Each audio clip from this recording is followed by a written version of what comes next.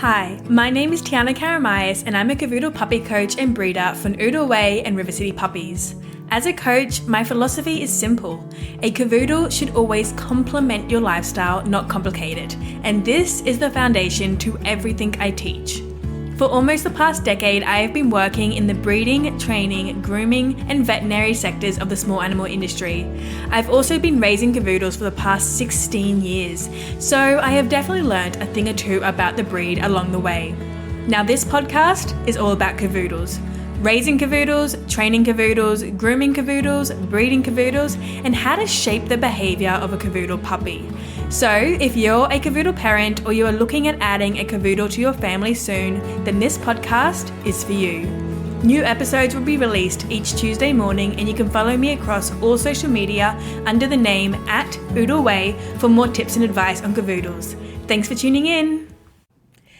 Hello and welcome back to episode 3 of the Cavoodle Coach podcast Rebooted. My name is Tiana Karamayas and I'm your host, and I am a Cavoodle breeder and a Cavoodle coach if you are new here. Now in today's episode, it's a little bit of a special one for me because I am talking all about my oldest Cavoodle, Oscar, who has just turned 16 2 days ago, which is an amazing milestone, and it could make me cry. I've grown up with Oscar. He's been there with me through it all. So I want to talk about how my family came about to picking a Cavoodle 16 years ago, which is back in 2008, and how that affected our family dynamic and our family lifestyle and how it led me into the career that I am in today. Because really, if it wasn't for Oscar, I would never be a Cavoodle breeder, and I definitely would never be a Cavoodle coach. So to start this story on our journey to getting Oscar, we have to go back all the way to 2005. So in 2005, I was 5 years old, very little, and my parents surprised myself and my siblings, Georgia and Anthony, with a little puppy, and it was not a Cavoodle, it was a Jack Russell Terrier. My parents had some friends who lived out on a farm, and their Jack Russell Terrier had a litter of puppies, and so my parents thought, why not? These puppies are so cute, we love little Jack Russell Terriers, let's get one. Now, this is firstly a situation that a lot of families find themselves in. They decide that, a litter is born, they've seen a cute puppy, and they go, you know what, let's get one for the family. And a lot of the time, families don't put as much thought as they need to into whether the breed they're choosing is going to suit their family. So what happened is we got this little puppy, this little Jack Russell, and myself and my siblings, we named him Mango because Mango liked to eat mango, which now that I think about it, probably wasn't even the right choice to give him Mango. But anyway, story for another time. He was named Mango. And yes, he was adorable. If you Google Jack Russell puppies, your heart is going to absolutely melt. They just are gorgeous. But Jack Russell Terriers, well, they're a terrier. They are bred to hunt vermin. They are very much athletic, active, high energy dog breeds. And yeah, they don't really suit family lifestyles in suburbia unless you also lead a very active lifestyle where the dog can be involved. And for myself and my family at the time, myself and my siblings, we were at school, so 5 days a week, all day long we were at school, and both of my parents worked full-time as well out of the house. So this little Jack Russell Terrier, Mango, he spent his days at home, from 7:30 a.m. until 3:30 p.m. when we got home from school. He was alone. And when you put a high energy dog breed who needs a lot of mental and physical enrichment, when you put them in a situation where they don't get this, it leads to behavioural issues. And we definitely saw this with Mango. He would act out because he was bored. He did attention-seeking behaviours. He would chew PowerPoints outside. When we went outside as kids to play, he would try and bite our toes and he'd jump up and bite the trampoline. He had so much energy just built up inside of him because he spent the day all alone by himself, and we didn't know what mental enrichment was. We didn't know what physical enrichment was back then. We went to puppy school with him, I think, but again, none of us knew the importance of making sure you can actually meet what the breed needs. So to whatever your dog was originally bred for, if they are a terrier, they were bred for hunting. They're active, they're really good, they've got great scent work, their mind is active, they need to be enriched every day. We didn't know that. And Mango was not right for our family. He caused us so much trouble. It was hard.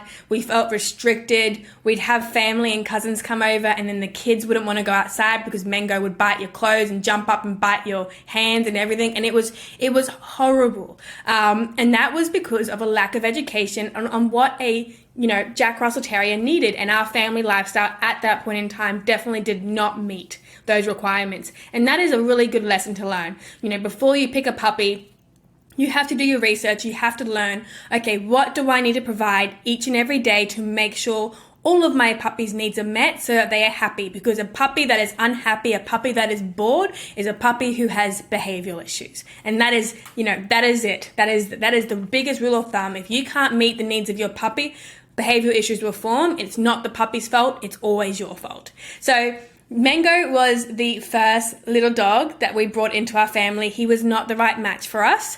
He actually ended up passing away. I think he was only just 1.5. It was actually one of the most tragic things I'd been through. He got out one day and he ended up being run over, and that was traumatic for young kids. It was horrible. And from that moment, it took my parents a couple of years before they decided that they wanted to try again to add a dog into our family. But this time they did have the experience to know that it couldn't just be any breed of dog. It had to be a breed of dog that was going to suit our lifestyle. Now, my mum, her best friend had Cavalier King Charles Spaniels, and my mum loved the Cavalier King Charles Spaniels. She loved how gentle they were, how affectionate they were, how low energy they were. Mum loved everything about their temperament, except for the fact that they shed hair a lot. My mum is definitely very much a clean freak. She likes a very clean house. We are Greek, and I guess, a lot of the time when you come from a European background, you also love to have a very clean house. And my mum definitely has that trait. So she just knew that she could not deal with the hair loss and the shedding of the Cavalier King Charles Spaniel. And so she was talking to her best friend about this, and her best friend said, well, hey, Angela, have you heard of the Cavoodle? Now, obviously, Mum hadn't. Back then, we're talking back in probably 2007. Cavoodles were not a thing. They were not popular. There was barely any Cavoodles around. And my mum had absolutely no idea what this Cavoodle was, but she was very interested. And she very quickly learnt, back then she was doing I don't even know if Google was out back then. She was having a search on the internet, and she saw just some very small amount of articles explaining that the Cavoodle had the traits of the Cavalier King Charles Spaniel mixed in with the intelligence and the lack of hair shedding of the poodle. And Mum was like, okay, this sounds like the type of dog for our family. A dog that has low energy but is intelligent, is really affectionate, good with children, but doesn't shed hair. This sounds like a good match for us. And so what happened was my mum, very secretively, she did not tell us kids. She didn't want us to get excited. She started looking around to see, what pet shops had Cavoodles. Back then, going directly to the breeder was not really a thing. It was definitely, you just went to a pet shop and you got puppies from there, and thank goodness that has changed. But yeah, Mum had to keep an eye out, and she came across one day, she heard that a pet shop not too far away from us had some Cavoodle puppies. And I distinctly remember this. I think that you never forget the moment in your life when you get your first proper dog who you bond with and it just is your dream dog. I think you never forget that. And I have a very distinct memory. It was a Saturday. We were going to my cousin's birthday, and on the way there, my parents said, hey, who would like to go and stop inside of a pet shop and have a look at puppies? Now, for me, I have been obsessed with animals, and particularly puppies, since I was born. I always wanted to be a veterinarian. So of course I was beyond excited that we were going to stop in at a pet shop. And so what we did was we went into this pet shop, and I remember the puppies were in cribs. So they were in baby cribs. And I remember walking over to the one that said Cavoodles, and there was a few Cavoodles in there. And then there was one that was a little bit bigger and a little bit older than the rest. And spoiler, this is Oscar. So what had essentially happened was a family had purchased Oscar, taken him home, and then taken him back to the pet shop. So he was 12 weeks old at this point, rather than 8 weeks like the other puppies in the crib. And well, we pretty much just fell in love. Oscar was just, I can't explain it. I can't explain what it was like. We saw him, my siblings and I, we saw Oscar. My parents saw Oscar. We put him on the ground. He walked over to us. I would have to check with my parents if my memory is correct here, because I was only 8 years old. But I have this feeling that Oscar walked into the glass door at the pet shop. And I think we said, yep, that's the dog for us. Because he was just so cute. We just felt this immediate bond to him. And I remember my parents said to my siblings and I, go and sit outside. And so we did. And then they came out and they said, if we were to get this puppy, there's going to be responsibilities. You're going to have to do X, Y, and Z, and to see if we really wanted this to happen. And well, of course, we all said yes. And my parents went inside and they bought Oscar. Now, back then, little Oscar, he was $800. He was discounted because he was older. And we got him into the car and we drove to my cousin's birthday with a brand new puppy. And it was just, it's a memory I will never, ever, ever, ever in my life forget. Obviously, now the nature of getting puppies has changed. Now you go to a breeder, which is so much better than a pet shop, because pet shops, we don't know where the puppies have come from. We don't know how they've been raised.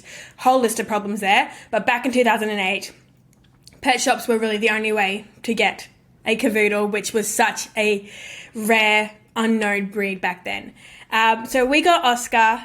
We added him to our family, and he was a dream come true. He was perfect. His energy level matched our family. He didn't shed, so that ticks my mum's box of no shedding dogs in the house. He was calm, he was gentle, he was loving. And for me personally, one of the main reasons why my parents wanted to get a dog, and they won't tell my siblings this, they won't admit to it, but I know it's true. My parents, I was really horrible at sleeping back when I was young. I used to get a lot of anxiety at night, and I would stay up all night long, and I'd wake my mum up all night long, and she had, full-time work the next day. And it was getting to the point where nothing was helping. We tried, different natural remedies, meditation, all that sort of stuff. Nothing helped me sleep. I just couldn't, settle my mind enough to go to sleep. I had so much, I guess anxiety is what it was. And they thought if they could get a little dog for me, because of how much I love dogs, it might bring me that peace enough to sleep and stop waking them up. So the deal was, if we got the dog, I couldn't wake my mum up anymore during the night. And I was like, oh yeah, sure, we'll do that. But it actually worked out in their favor, because when we got Oscar, I didn't wake my mum up anymore, because I sat with Oscar all night, and he was my best friend. He brought me so much peace. He definitely settled my anxiety. I started sleeping a lot better. And that's the case with a lot of little kids. The effect of the right kind of dog on a child, it can be incredible. And Cavoodles tend to be, they are used as therapy dogs a lot because of their gentle nature, their loving personality. It really helps with children. And if you're looking at getting a Cavoodle into your family and you're not sure how they'll go with children, I cannot recommend it highly enough. Again, though, if you go back into my last episode, so episode 2, I did talk about the personality and temperament traits of puppies and how different puppies can react differently in situations, and you need to be able to test that so that okay, how is my puppy going to react to training? How is my puppy going to react if kids start crying. How's my puppy going to react when it's left alone? And just making sure you do pick a puppy whose temperament and personality traits match your family, because every Cavoodle still has its own personality. That's key there. Every Cavoodle has its own personality. So go and have a listen back to episode 2 if you haven't already. You'll understand what I'm talking about more there. But Cavoodles, if you are wanting to get one for young kids, there are definitely Cavoodles with the most beautiful temperaments that really just will change your child's life, as Oscar did for me. Oscar came into our family. He was a dream come true. He brought so much peace into our family. We just adored him, and he was the center of our family. And it was so nice to see, because when we got Oscar, when we would take him out on walks, when we'd have people come over, everyone fell in love with him. And then in our neighborhood, people started getting Cavoodles, and then they'd go, oh, we got a Cavoodle because we met Oscar and we loved him so much. And then he pretty much, I like to say, he just started the Cavoodle trend in Brisbane here, because he was one of the first Cavoodles, and we know so many people who got Cavoodles because of meeting him. I then, quite a few years later, when I turned 15, I then went to my local vet clinic and I got my first job there. And I got to see firsthand how Cavoodles grew in popularity over the years. And it's incredible, because they are just such wonderful, wonderful family dogs. They're incredible. So yeah, we've had Oscar now for 16 years. He changed my life. Without Oscar, I never would have thought of breeding. I never would have thought of coaching Cavoodles. I've learned so much about their personalities, their temperaments, and how to shape their behaviors to complement your lifestyle.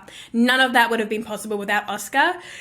He taught me and showed me how important it is to match the breed and match a puppy's personality to the right family, because when you do that and when you do it correctly, having a puppy, it's so easy, and it doesn't complicate your lifestyle, does not complicate your family home. It just adds to your family, and it adds so much love and joy. And it really is, I promise you, it's so easy if you have the right puppy and the right breed and the right personality.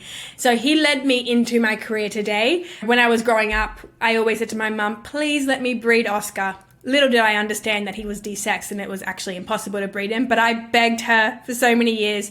Luckily they said no, because, a 10-year-old child is not ready to breed a dog.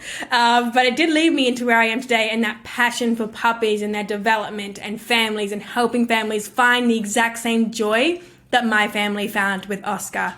And my business is because of him. If you look at my logo, Oscar's in the logo. It's all because of him. And I wanted to come onto this podcast today to explain how I found myself in the world of Cavoodles and how much of an impact it had on my life. Because without Oscar, I wouldn't be here today, because I wouldn't know just how wonderful they can be, and I wouldn't have that passion inside of me to help other families find their perfect Cavoodle. So that's it for this episode. That is how my family got our first Cavoodle, the journey we went on, and how it led to where I am today. I really wanted to pop on here and talk about this because I'm feeling all emotional, because Oscar's 16 now, and that's such an incredible milestone for him. And I just wanted to talk about him and dedicate an episode on his story, because he is the joy of all of our lives, and he has changed so many people's lives. So if you've enjoyed this episode, please leave a rating and review. If you have a Cavoodle, let me know, how have they changed your life? And if you don't have a Cavoodle, let me know, what are you looking for? What are you hoping to gain with a Cavoodle? And I'm sure you're just wanting to gain, joy, company, love, and it's everything you will gain with a Cavoodle. So go and leave me a rating and review. I'll read them all. So tell me what your story is with Cavoodles, how you came across them. I'd love to hear from you. And I'll be back next week with another episode. So this has been your Cavoodle coach, Tiana Karamayas. I will see you later. Bye.